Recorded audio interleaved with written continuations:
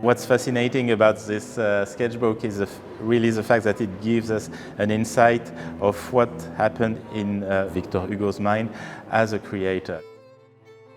My name is Thomas Cazentre, and I'm going to explore with you one of Victor Hugo's sketchbooks.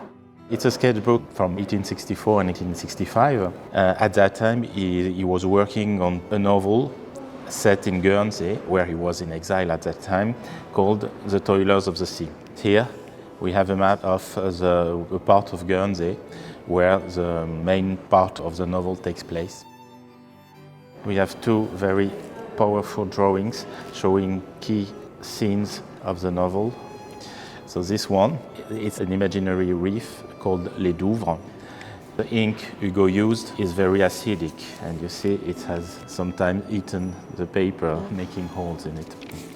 And here is the hero Gilliatt, the only picture we have of him by Hugo, arriving on the rocks with his backpack, with his tools, and we have this threatening circle of birds around him because they were the only inhabitants of these rocks, and they see this invader coming. But the main personification of the hostile animal world is, of course, the octopus that Gilliatt will meet and fight in the final scene of the novel that you can see behind me.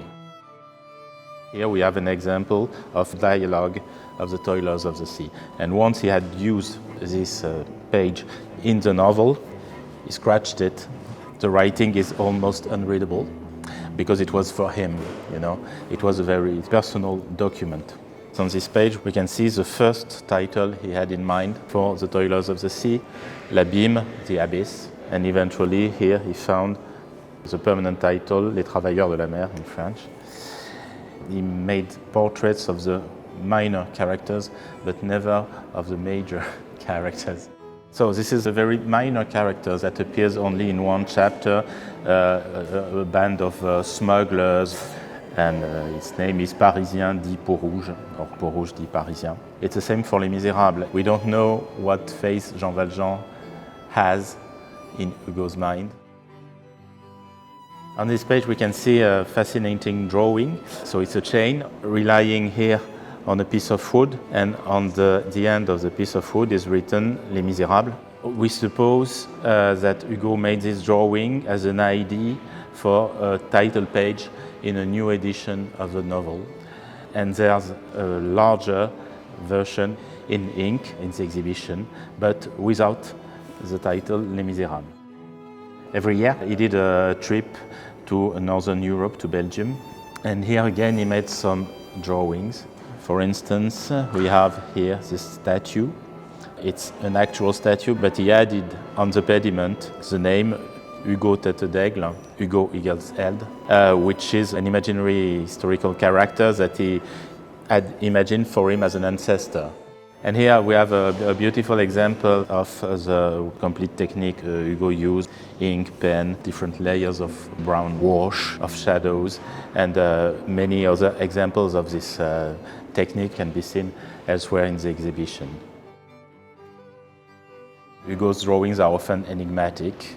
For instance, in the exhibition we can see a huge mushroom, which is apparently a symbol of something, but we don't know what exactly.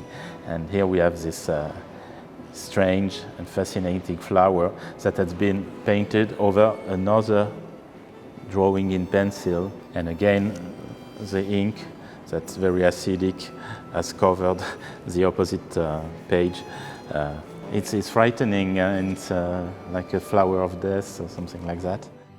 You know, some writers, for them, inspiration comes when they sit at their writing table. And for Hugo, it's the opposite. He never stopped thinking, creating, imagining.